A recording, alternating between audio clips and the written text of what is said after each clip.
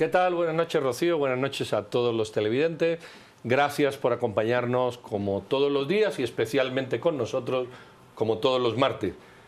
Vamos a abordar dos temas. Uno se refiere a los sucesos acaecidos el día de hoy en el aeropuerto. Lo vamos a dejar para la segunda mitad del debate. Y el primero es una charla con la Procuradora General de la Nación.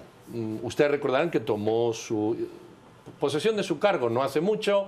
Tuvo la amabilidad de estar con nosotros hablando de algunos temas, de cómo esperaba o cómo deseaba o qué pensaba de lo que se iba a hacer cargo. Y yo creo que hoy, ya un poco más aterrizada, nos puede contar qué encontró y sobre todo preocupaciones que tiene la ciudadanía, como esos pactos colectivos onerosos y otras cuestiones que pueden ser lesivas o no para el Estado. Y de esto vamos a hablar con doña Anabela Morfín. Procuradora, buenas noches, muchísimas gracias. Silvia, también a ti, bienvenida, muchas gracias. Y entrémosles entonces al diálogo. Muchísimas gracias, Anabela, por estar con nosotros. Sabemos que ha asumido un nuevo reto desde la Procuraduría General de la Nación y hoy quisiéramos hablar sobre un tema que, como decía Pedro, nos compete a todos los guatemaltecos, los pactos colectivos. Estamos viendo a la ciudadanía realmente mostrando su descontento por los excesos, por los abusos. Inclusive sabemos de más de 3, 4 pactos colectivos que fueron firmados recientemente, algunos en el sistema de salud que ya quedaron aprobados y para los cuales no hay presupuesto. Usted ha estado haciendo algún tipo de análisis jurídico. Cuéntenos qué es lo que ha encontrado en estos pactos.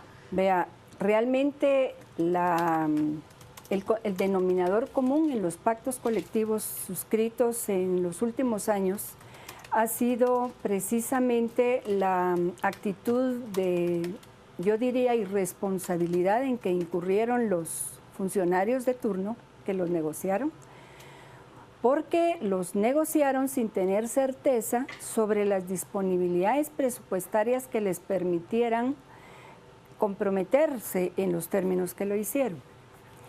Yo estoy totalmente convencida, porque como exministra de Trabajo estoy consciente que el Estado de Guatemala ha suscrito tratados internacionales en los cuales la negociación colectiva es un mecanismo por medio del cual se debe dignificar el trabajo y se deben mejorar las condiciones en que se presta el trabajo. Pero lamentablemente en nuestro país lo que ha ocurrido en el caso de los trabajadores del Estado es que muchas veces, por congraciarse precisamente con las organizaciones sindicales, se cedió en términos en que finalmente se llegaron a cláusulas que son totalmente lesivas a los intereses del Estado. Cláusulas que son imposibles de cumplir, porque generan una serie de privilegios para determinados segmentos de trabajadores que finalmente lo que hacen es hacer imposible el cumplimiento y por consiguiente, en la medida en que se va cayendo en la omisión del cumplimiento, hay actitudes reivindicativas y medidas de hecho de los trabajadores del Estado que conllevan el abandono de sus funciones y naturalmente la consecuencia es que la población deja de recibir el servicio. Procuradora, tan difícil es porque mucha gente piensa, bueno, si una cosa está claramente, yo sé que hay pactos y pactos, pero vamos a poner un ejemplo aunque no sea real. Un señor que hace fotocopias en el Congreso, que gane 35.000 quetzales, digamos que a todas luces es algo evidentemente fuera de contexto. Claro. En esos casos tan evidentes, porque otros pueden tener una letra pequeña, distinta, claro, es tan difícil realmente bueno, cortar, si estamos por la transparencia, estamos por subir los impuestos, por recuperar la credibilidad, es tan difícil. Yo lo que he observado es, en primer lugar, voy a hablar de mi posición como procuradora. Tengo en análisis 4 pactos colectivos, que son los que yo diría tienen mayor incidencia de afectación al erario nacional. Estos son el del Congreso de la República, el de Salud, que estamos pendientes de lo que ocurre en la Corte de Constitucionalidad a raíz de una inconstitucionalidad parcial que planteó el licenciado Orellana, y el de Educación y el de Aeronáutica Civil. estamos preparados para hacer el planteamiento de la nulidad de algunas cláusulas de estos pactos, pero recientemente recibimos la visita de la Comisión de Normas de la Organización Internacional para el Trabajo, con el objeto de que suspendiéramos la judicialización de estos pactos, con el objeto de dar una oportunidad a las autoridades nominadoras de que por la vía directa decidieran denunciarlos y renegociarlos. Eso, pues, naturalmente nos pone en una situación de compromiso, porque indudablemente es la Organización Internacional del Trabajo la que nos está haciendo una petición, porque además se nos hace saber que en noviembre Guatemala será revisada a partir de la observancia de esas normas que han sido ratificadas por el Estado y que forman esos tratados internacionales, y que a partir de eso se le va a designar una comisión de encuesta. Indudablemente todos estos problemas nacionales tienen consecuencias internacionales que ponen no solo a nuestro país en una situación de predicado muy complicada, sino también hacen que los procesos no sean tan fáciles de revisar como uno quisiera. Anabela, esto que usted nos dice realmente nos pone, pues, en una situación de preocupación y de alerta, porque estamos viendo entonces nuevamente la interferencia de la comunidad internacional, o llamémoslo de organismos internacionales, sobre la soberanía inmediata de Guatemala. Me imagino que adentro de las cláusulas que ustedes han revisado, como por ejemplo las de Congreso, Aeronáutica o Educación, se han de encontrar apartados muy de alto riesgo, por llamarlos así, para el presupuesto. Yo recuerdo que el Ministerio de Salud, por ejemplo, existían cláusulas donde los carros, los celulares son pagados por el Estado a los sindicalistas. Entonces, ¿cómo romper realmente y reformar un Estado de manera urgente si por el otro lado tenemos que dar esta cuenta de ANSA internacional? Pues yo no creo que sea interferencia, porque finalmente es parte de los tratados que Guatemala ha ratificado y de los cuales es parte, y que ha asumido pues la vigilancia, naturalmente, de estos organismos internacionales, que responden en la medida en que hay denuncias en su contra planteadas por los sindicatos.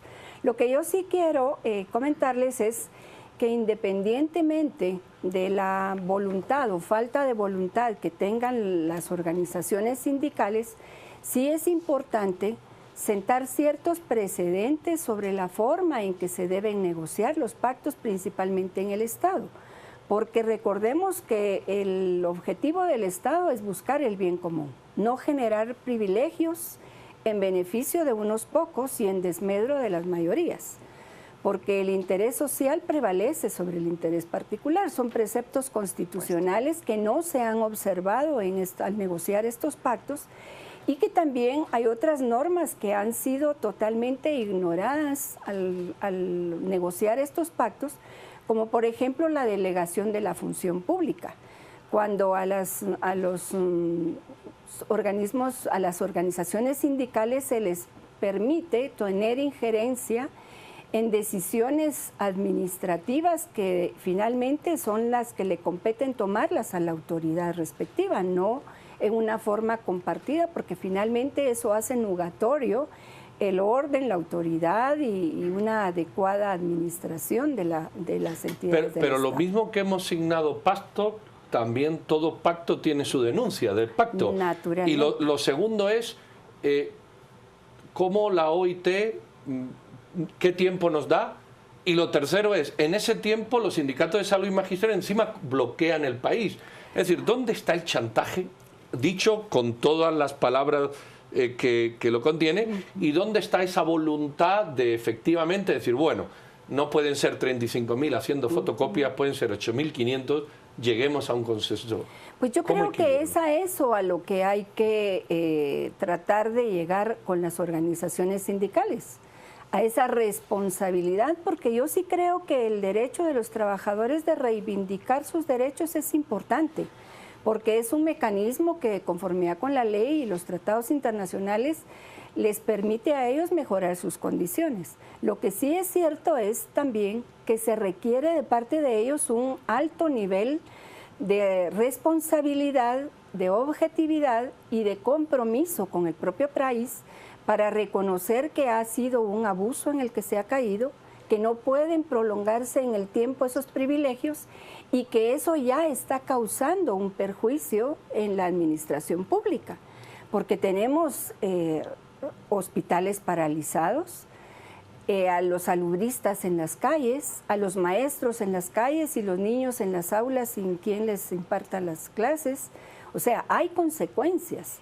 Lo importante definitivamente sí es que las organizaciones sindicales también reconozcan que no ha sido ese el camino adecuado por el cual deban impulsarse las negociaciones colectivas. Anabela, ¿y en este sentido va a existir alguna consecuencia de tipo penal contra los funcionarios que han firmado estos pactos que resulten lesivos para el Estado? ¿Cuál es la responsabilidad, así como estamos hablando la del sindicalista, el del funcionario que lo aprueba?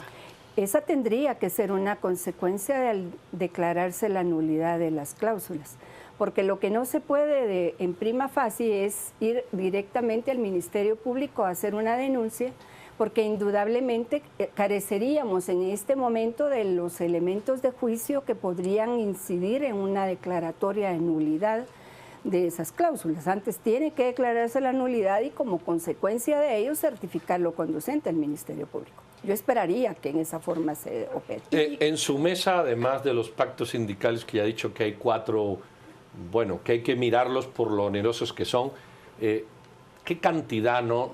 Si nos quiere contar en detalle, gustosamente, pero yo sé que a lo mejor es una pregunta difícil, ¿verdad?, para usted, pero ¿qué cantidad de casos hay realmente onerosos? Es decir, que el Estado está dispendiando una cantidad de recursos cuando por otra parte lo estamos buscando.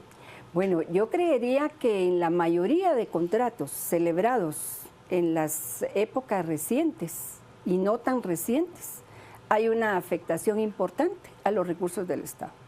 La mayoría. La mayoría. Es verdaderamente preocupante revisar contratos de toda índole. En aeronáutica civil hay unos contratos que verdaderamente es preocupante cómo se dilapidaron recursos. Anabela, ¿usted cómo nos podría se han contar comprometido un poquito para que la audiencia comprenda la dimensión de lo que usted está hablando? ¿Cuáles son algunos ejemplos de lo que usted ha encontrado en casos como aeronáutica, educación u otros de estos análisis que usted está haciendo? Bueno, quiero contarles el caso más reciente.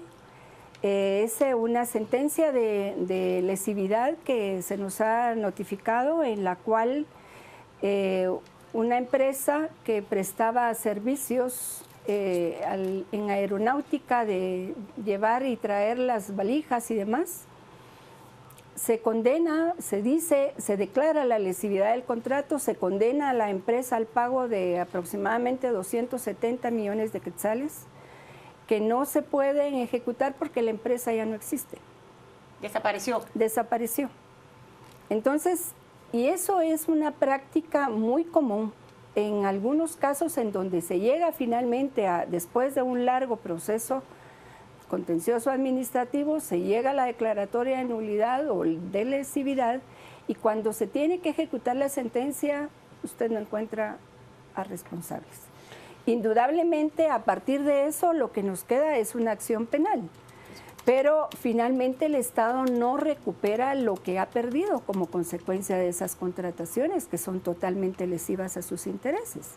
Y fundamentalmente eso impide también que las instituciones cumplan con las finalidades para las cuales fueron creadas. Y eso se da en muchos otros ámbitos.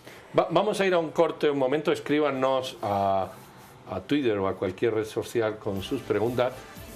Yo ahora empiezo a entender por qué a usted le cuesta dormir, porque estas son historias para no dormir. Ni Freddy Krueger, ni cosas por el estilo. Esto pone los pelos de punta, porque realmente entiende uno cómo estamos cuando se oyen esas explicaciones muy superficiales por el tiempo que usted da, pero si fuesen más profundas, yo creo que el disgusto sería mayor. Escríbanos lo que quieran ustedes en redes sociales para la Procuradora o para sacar en debate, y volvemos en unos instantes.